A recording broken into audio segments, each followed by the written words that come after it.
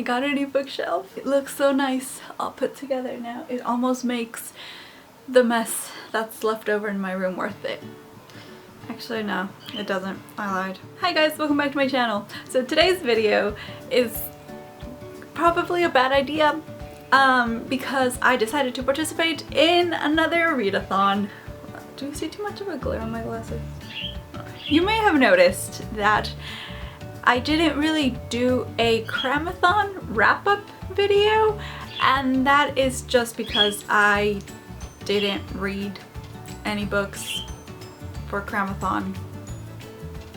I've been in an awful reading slump and it's starting to get on my nerves. The very beginning of my slump, at first I was just like, no, hell no, like this isn't gonna happen, and I tried to like force myself to read a lot and that didn't work, and then I ended up getting into the second step of my slump, which was to just be like, okay, well, I'm just going to embrace it, I'm okay with it, I've read a lot this year, it's fine if I just don't read for a week or two, but that didn't work, and I tried to force myself to read again.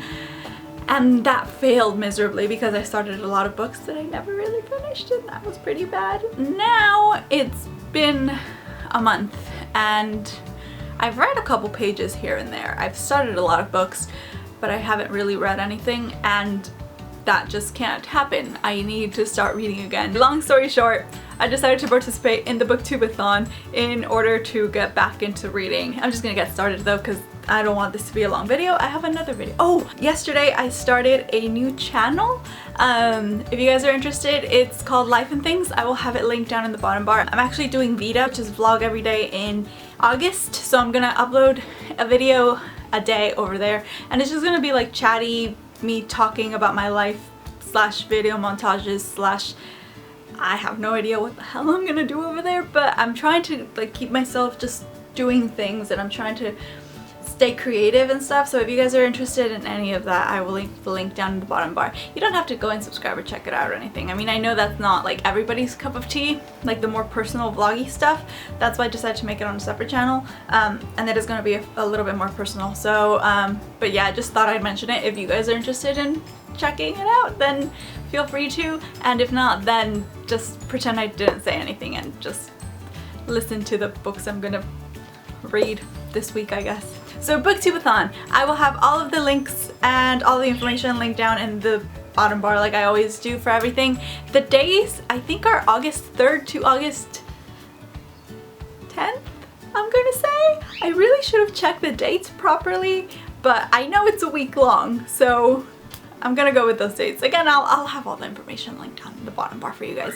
I'm just gonna get started because this video is already long enough as it is. The first book, or the first challenge I should say, is to read a book with blue on the cover, and for this I decided to go with The Raven Boys by Maggie Stiefvater. I actually started reading this a while ago, but I was reading it on my Kindle because I borrowed it from the library. My loan expired and I decided to just purchase the book because I was enjoying it. I'm very, very excited. This is the second book in the Raven Cycle quartet, and I'm excited. If you guys haven't read this series, please do. It's so good. The second challenge is to read a book by an author who shares the same first letter of your last name. This one was impossible for me. I only found one single book in my whole collection. So the only book that I was able to find in my collection that I owned whose last name started with an O, because my last name starts with an O, is George Orwell, and more specifically Animal Farm. I don't know if I've mentioned it before in my channel, but I really hate this book.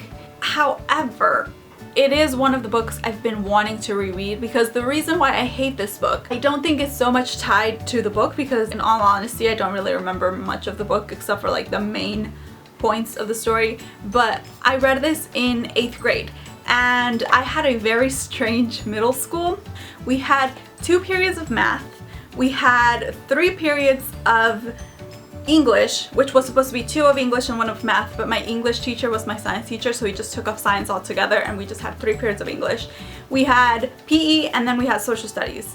And then on top of that, my English teacher took it upon himself to make a required class for actual class credit after school for an hour to read and analyze this damn book, and I hated it. We already had 3 periods of English at the time, and we still had to stay an extra hour after school to read this and analyze it. And I think that's the reason why I hate this book so much, because it is so tied in with my experience. I guess Booktubeathon is a really good excuse for me to actually get back into reading it, and it's really short, so I feel like I should be done with it pretty fast.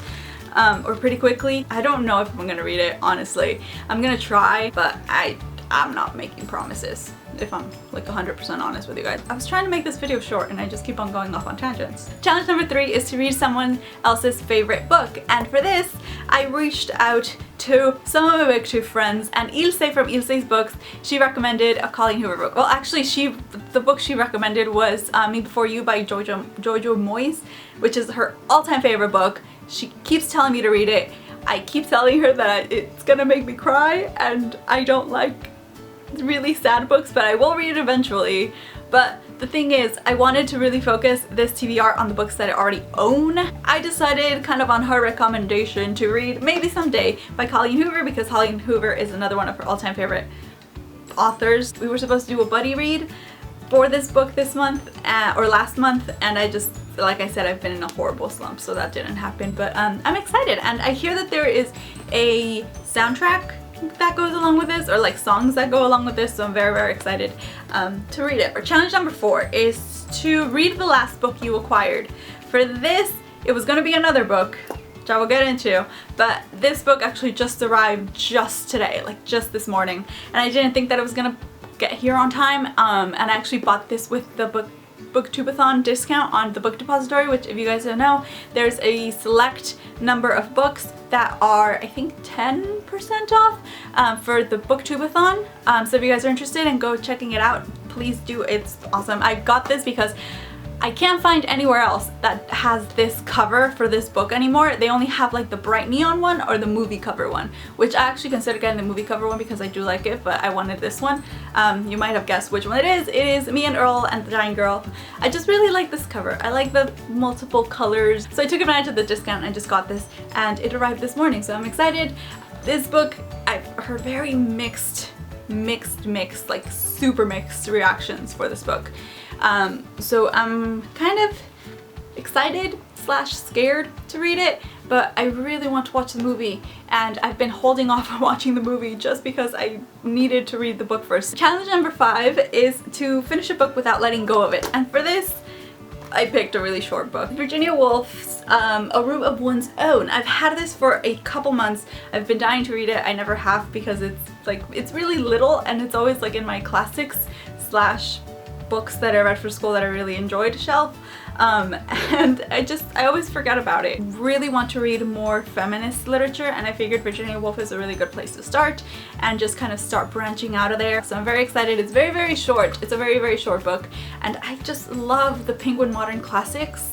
All the books, like the covers, they're so pretty, and so they're just so great. So yeah, anyway, I'm excited to read this finally. Challenge number 6 is to read a book that you really want to read.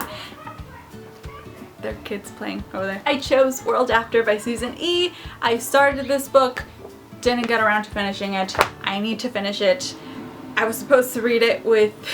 I was supposed to read so many books with so many people this month, and I just didn't. Last and final challenge is to read 7 books. So I need 1 more book, and I picked Poison Study by Maria V. Schneider. This book was actually supposed to be the book that I read for the last book I acquired, because I bought this book along with my bookshelf in order to get free shipping. But I really want to read this. I've been dying to get my hands on it, and my library didn't have it.